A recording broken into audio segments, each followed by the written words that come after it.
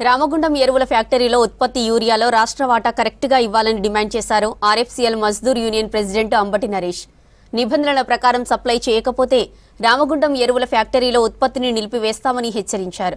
రాష్ట్ర వనరులతో ఉత్పత్తి అయ్యే యూరియా ఇక్కడి అవసరాలకు ఇవ్వకపోవడం దారుణమన్నారు. ఏడాదిలో నెలకు 60,000 టన్నుల యూరియా సప్లై చేయాల్సి ఉందన్నారు. కానీ కేవలం 30,000 టన్నులు అందిస్తుందన్నారు. ఫ్యాక్టరీ యాజమాన్యం స్పందించి తెలంగాణకు ఇవ్వాల్సిన కోటాను వెంటనే సప్లై చేయాలని డిమాండ్ చేశారు. తెలంగాణ రాష్ట్రంలో ఏకైక ఎరువుల ఉత్పత్తి పరిశ్రమ ఆర్ఎఫ్సిఎల్. యావత్ తెలంగాణ రైతాంగానికి, దేశ రైతాంగానికి యూరియా సరఫరా చేస్తూ గత సంవత్సరం 11,94,00,000 మెట్రిక్ టన్నుల యూరియా ఉత్పత్తి అయితే 4.68 లక్షల టన్నుల యూరియా తెలంగాణ కేటాయించింది.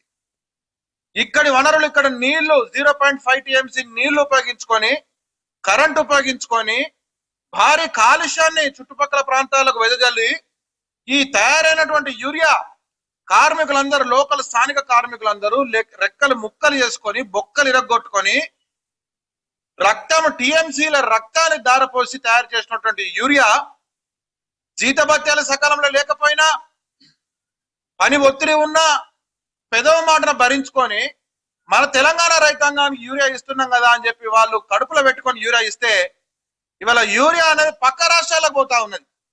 ఇవాళ ఆంధ్రాకు పోతా ఉన్నది యూరియా, వేరే వేరే రాష్ట్రాలకు పోతా ఉన్నది. గత సంవత్సరము 60,000 టన్నుల యూరియా ఇచ్చిండ్రు. ఈ సంవత్సరము 30,000 టన్నుల యూరియా ఇచ్చిండ్రు. ఇప్పటి వరకు 3,05,000 మెట్రిక్ టన్నుల యూరియా మాత్రమే తెలంగాణకి ఇచ్చారు. ఇంకొక 2 లక్షల టన్నుల యూరియా బాకీ ఉన్నది.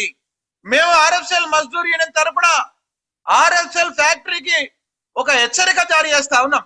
మా తెలంగాణ కనుక యూరియా కనుక సకాలంలో ఇవ్వకపోతే, యూరియా యొక్క కోట ఇవ్వకపోతే ఆర్ఎఫ్సిఎల్ మజ్దూర్ యూనియన్ తరపున సమస్తమైనటువంటి కార్మికులందరూ కలిసి యూరియా ఉత్పత్తిని నిలిపివేస్తామని చెప్పి ఆర్ఎఫ్సిఎల్ కంపెనీకి హెచ్చరిక జారీ చేస్తా ఉన్నాం.